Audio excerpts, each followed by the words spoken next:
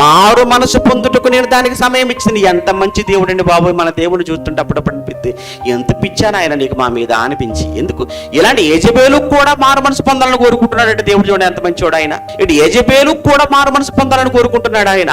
ఎందుకు అంతటా అందరూ మారు మనసు, అందరూ అంటే అందులో యూదా మారు మనసు పొందాలనుకుంటాడు, యెజెబెలు మారు మనసు పొందాలనుకుంటాడు. ఆయన అందరికి అవకాశం ఇస్తాడండి. అవకాశం ఇవ్వకుండా కానీ చంపడండి. ఎందుకనంటేనండి ఎవడు చచ్చిపోతే వాళ్ళు పాతాళంలో ఎంతకాలం బాధపడాలో ఆయన తెలుసు కదా శిక్ష.